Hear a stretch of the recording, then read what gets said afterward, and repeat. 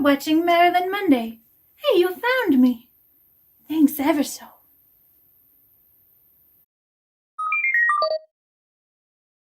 He says, you start with yourself, Lee Strasberg. I think probably he changed my life more than any other human being that I've met, including everyone. The relationship between Marilyn Monroe and the Strasberg family is complicated, but it didn't start out that way. He was my acting coach in New York, at the Actors Studio. Miss Monroe worked in my classes, by the way, in the regular classes, and she also worked at the Actors Studio. And I was so proud to be a student there, because he was going to make me a real actress, and hopefully I would be respected and regarded as such in Hollywood. I left most of my estate to them in 1962. This is Lee Strasberg's couch, from his apartment in New York. A lot of famous Trishes have sat here.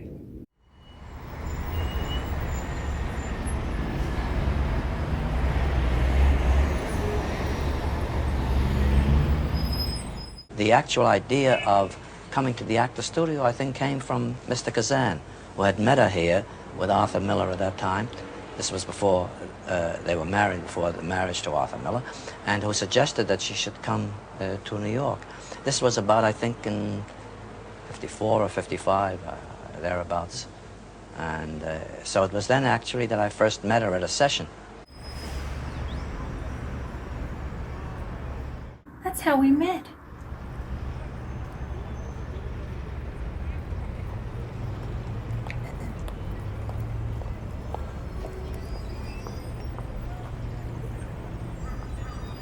I remember one class where we had to do a silent exercise, and he took me and put me in front of the whole class all by myself, and I had to pantomime a story. He said, don't tell us, show us. That way you can't use your dialogue as a crutch. To tell the story you had to emote and really show what you were thinking on your face. Sounds easy, doesn't it? Well, he put me up there and he left me there for 30 minutes. I ended up creating a story that was so sad it made me cry right in front of everyone. And Lee kept me there, in that state, because he wanted to see how far I could go. And I showed him. Paula was my acting coach when I was on set. She would get on a lot of people's nerves because she was always whispering motivations in my ear and little thoughts to have just under the dialogue. She was very helpful and she really brought out some of my very best performances. Can't say I minded. Ugh, did people ever not like her though? They blamed her for delays that were really about quality. They should have been thankful for her. I know I was.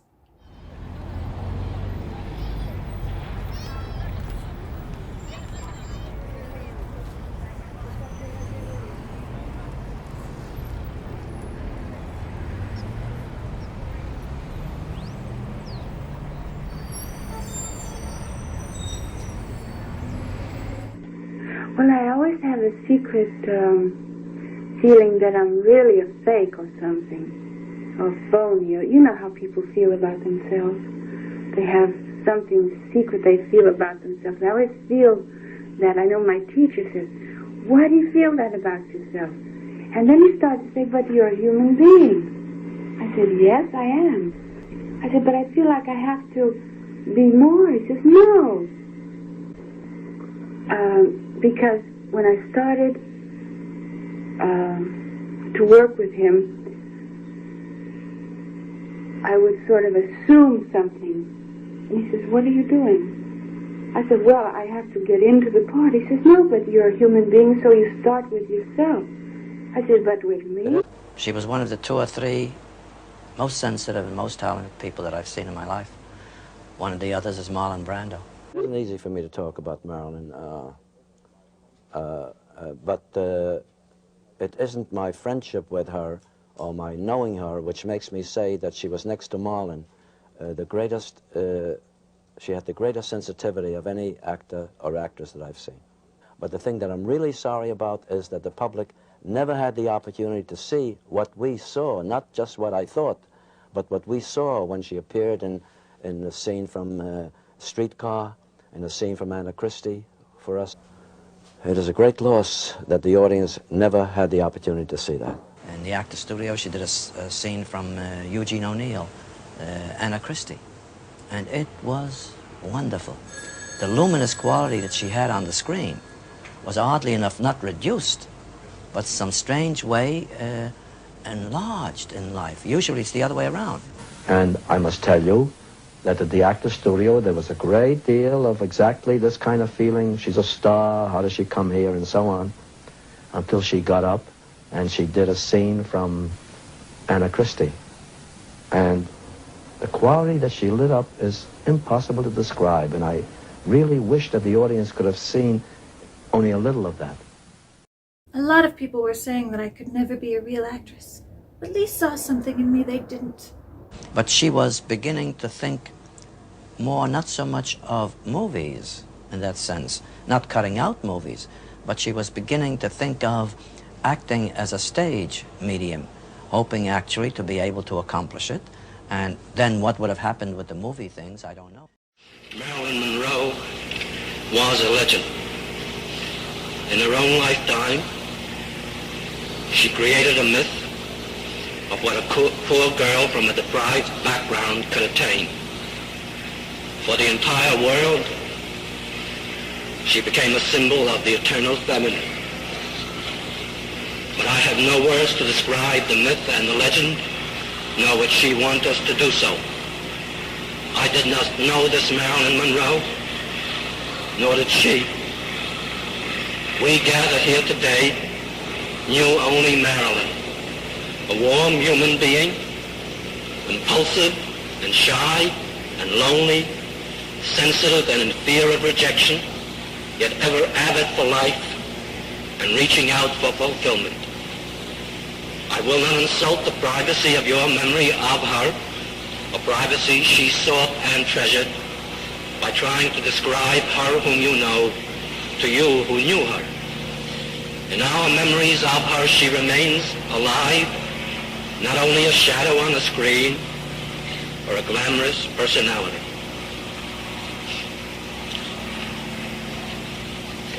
For us, Marilyn was a devoted and loyal friend, a colleague constantly reaching for perfection. We shared her pain and difficulties and some of her joys. She was a member of our family. It is difficult to accept the fact that her zest for life has been ended by this dreadful accident. Despite the heights and brilliance she had attained on the screen, she was planning for the future. She was looking forward to participating in the many exciting things which she planned. In her eyes and in mine, her career was just beginning. The dream of her talent which she had nurtured as a child was not a mirage. When she first came to me, I was amazed at the startling sensitivity which she possessed and which had remained fresh and undimmed, struggling to express itself despite the life to which she had been subjected. Others were as physically beautiful as she was, but there was obviously something more in her, something that people saw and recognized in her performances and with which they identified. She had a luminous quality, a combination of wistfulness, radiance, yearning, that set her apart and yet made everyone wish to be part of it, to share in the childish naivete which was at once so shy and yet so vibrant. This quality was even more evident when she was on the stage. I am truly sorry that you and the public who loved her did not have the opportunity to see her as we did in many of the roles that foreshadowed what she would have become. Without a doubt, she would have been one of the really great actresses of the stage. Now it is all at an end. I hope that her death will stir sympathy and understanding for a sensitive artist and woman who brought joy and pleasure to the world. I cannot say goodbye.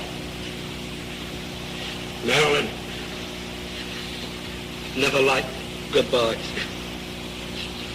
And the peculiar way she had of turning things around so that they faced reality, I will say au revoir. For the country to which she has gone, we must all someday visit.